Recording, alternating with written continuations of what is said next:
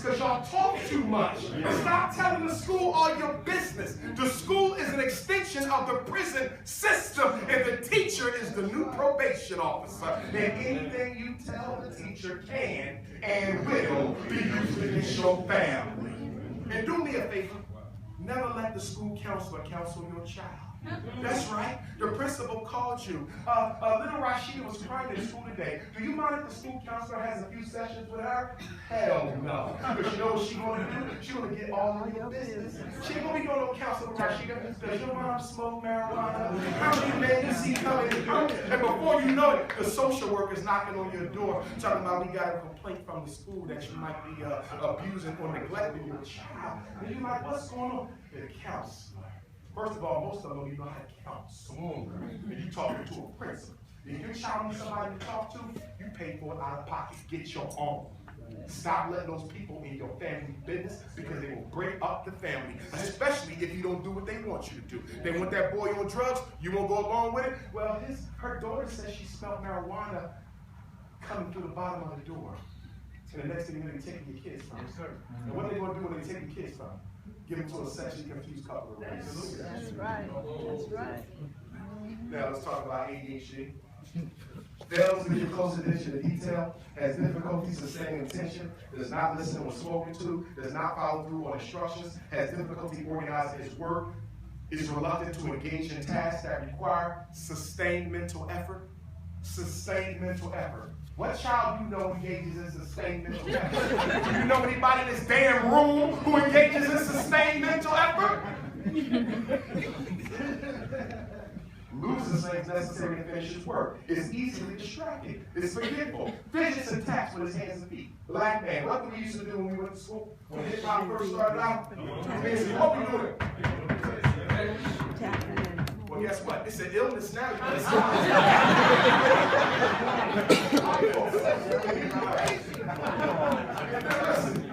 Runs sometimes excessively, is unable to play quietly. What child you know plays quietly? Who can play quietly? Plays quietly! And then we got blurs out answers, talks excessively, has difficulty waiting his turn, and interrupts other people when they're talking. Does that sound like a mental illness? Or does that sound like regular child behavior? The problem is, when the schools are run by women, being a boy becomes a disease. Wow. That's why I gotta help me get my school. Yeah. Yes, sir. I have to get that school. Shut up! We're looking for school. Who the best school in America? Harvard, Charter? Let's go! When we coming in here, we want to debate y'all. We're going to China, we're going to London, we're going to be sick and tired of people talking about black kids ain't sharp. They sharp. That's right. In fact, if you look at the IQ scores, whenever you study intelligence from birth to age 5, black kids outperform the children of every other race from birth to age 5. But now let me tell you something. Once they start kindergarten, did you know the average score of a black child in America, IQ goes down every year, they go up. Wow. You mean to tell me the longer your child in school, the dumber they become? Whoop, there it is. Last thing, and I'm going to close when we're done, the program, not now, because we're going to do the Q&A. I got my books in the back. If you have a book, Psychoactive Holocaust, if you're raising black children, male or female. If you work with black children, you need to read it. It's the only book that exists that's ever been written by a black school psychologist teaching black people how to fight back against ADHD and special ed. And speaking of ADHD, I'm reading from the Pill Pocket Guide to Prescription Drug Side Effects. I'm saying this because some of y'all be on Facebook talking about how exaggerating the side effects of drugs. So let me tell you what white folks got to say about women, because I don't believe black people.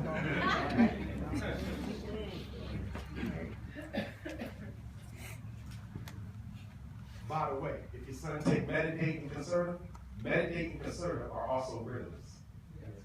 Meditate, Concerta, Ritalin, they're all methylphenidate, which is nothing but street speed. The drug speed is Ritalin. is 1 molecule away from crack cocaine. It's considered by the Drug Enforcement Agency of America to be a Schedule II drug. It's in the same category as cocaine and opium, I believe it is. Okay, and heroin. Opium and cocaine and heroin. Now listen to the side effects. Can't sleep, rash, itch, fever, hallucinations, convulsions, dizziness, arthritis, appetite loss, nausea, blurred vision, abnormal heartbeat. Taking rid of it.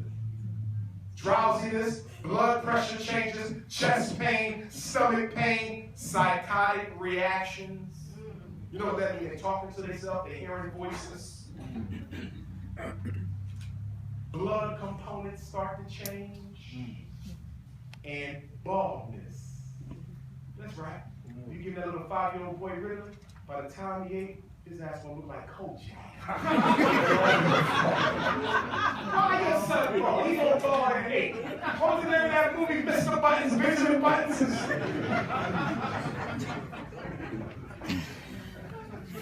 Who's on the back of the DSM? Dr. Benjamin Rush. Who's that white man? Benjamin Rush was a signer of the Declaration of Independence. Benjamin Rush was Dean of Medicine at Pennsylvania Hospital. Benjamin Rush was a white supremacist doctor who used to diagnose slaves with a disease called nigritude. He said, do your research. Go to the library tomorrow. This racist said black people have a disease that reduced the intelligence of the brain. And you could tell how dumb they were by the darker their skin was. He said the darker black people were, the dumber they were. And he told white folks, don't rub up against black people because you can catch nigritude. His face is still the back of the book, and then you don't believe it goes in the line. In conclusion, if you got family in Brooklyn, I'm in Brooklyn at the First AME Zion Church this Monday at 7. If you got family in New Jersey, I'm in Montclair, New Jersey, Tuesday at 7. I'll be at Lincoln University, one of America's first black colleges, on Wednesday night, 7 o'clock. I'll be in Detroit on Saturday, April the 4th. I got Bermuda coming up, London coming up, Canada coming up. They just invited me to Guyana. I'm going to Haiti this summer. So we're going to be going all around spreading the good gospel of God.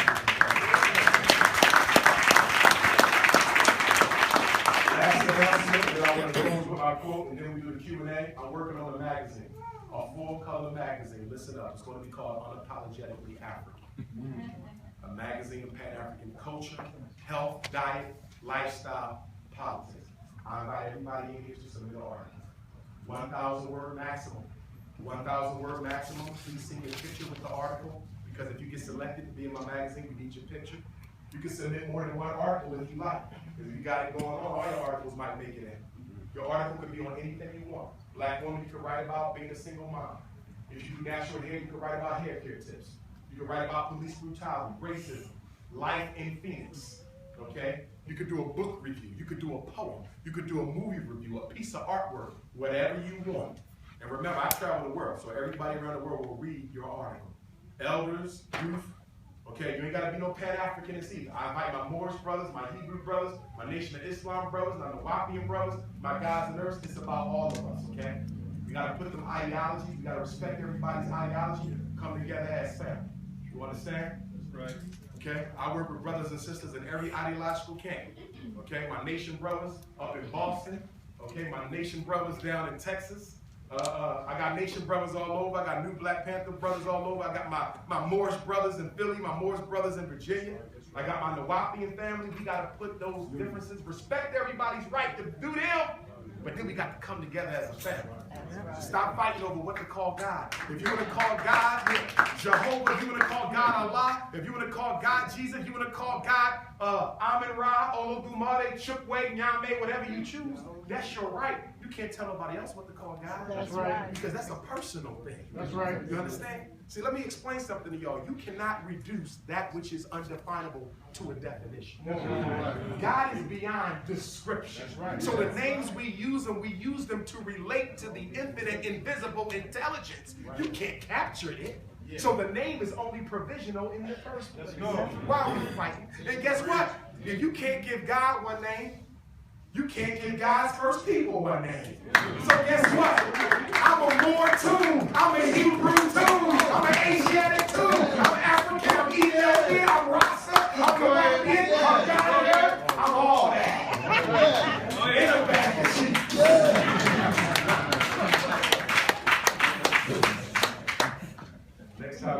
Phoenix, I want us to do something for the youth.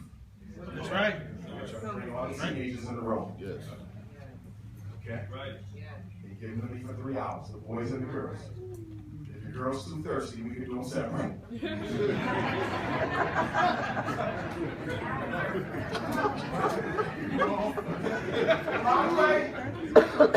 I got some feminist sisters. The feminist sisters was attacking me on Facebook. Why you got a black college tour for the boys? He ain't got no black college tour for the girls. Ladies, next year I'm gonna have a tour for the girls too. I'm only doing the boys this year because I gotta prepare for that girl thing. Because you know when you bring the two genders together. Yeah. We was young. You know how they go. The cookies be baking in my hotel when I'm speaking. So I gotta make sure I got the right stuff in place. The last thing I need is one of you mothers to tweet that my daughter got pregnant with Dr. Umar Johnson. So I gotta put some stuff in place. And then she can come. Okay, I'm telling you, thirst is at an all-time high. Ladies, y'all see me again so because I'm working on a Sisters Only book, Relationships and Dating for Black Women. I'll do a national tour. Okay, so y'all will see me again. I will leave you a quote from my ancestor, Frederick Douglass, who said, "If there is no struggle, there is no progress.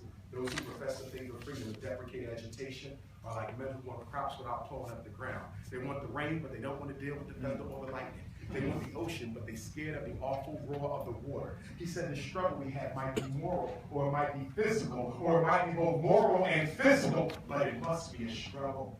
He said men may not get all they pay for in this world, but you must pay for everything that you get. He said, for 20 years, I prayed on my knees to God for freedom, but the good Lord gave me no freedom until I got up off my knees. Go ahead. Yeah. He said, if you want respect from white people, why are you looking for pity?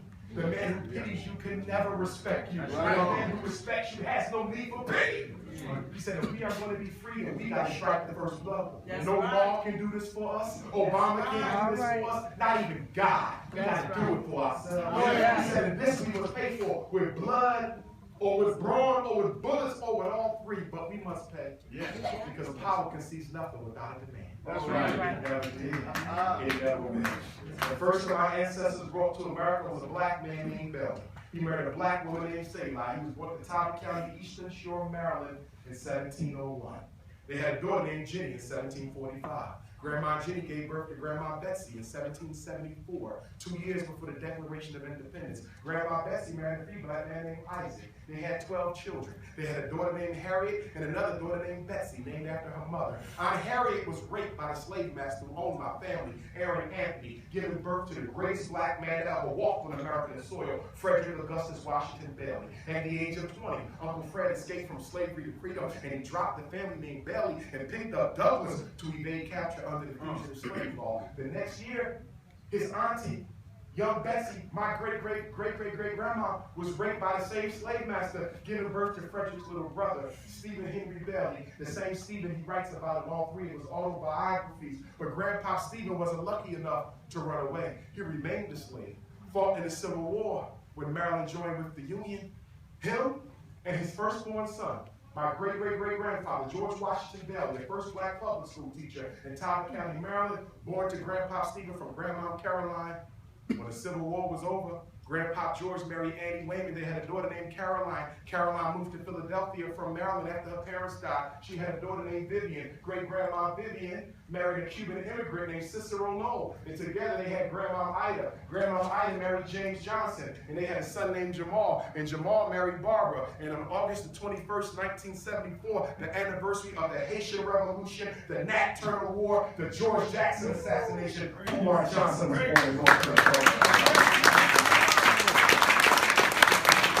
Marcus Garvey said, without confidence in yourself, you are twice defeated in the race of life. But with confidence, you have won even before you have started. Marcus Garvey was once asked, are you an African or are you a Jamaican? And in response to that, His Excellency Marcus Messiah Garvey said, I would never give up on continent or an island. I'm an African, yesterday, today, and for all times. Listen to me, black people. Keep your optimism up. Don't give up hope. I know we catching hell, but trust me, we're going to come through on this one. But you got to stay the course. What did the song say? When the hope unborn has died. Don't let nobody steal your thunder. Let nobody take your faith. Let nobody take your life.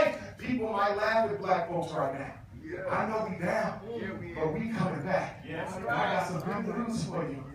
Every time the new year comes in the system of E5 that I study, practiced by the Yoruba of West Africa, they do a divination to find out what divine powers rule the universe for the year. And in 2015, the divine powers that rule is Shango, a warrior energy, and Oya, a warrior energy. That means we got warrior energies with us this year. This is our year to come back out of this. And I don't think there's no coincidence that we celebrate 150 years since the end of slavery this year, brothers and sisters. So this is our time. But they're not going to do the work for us.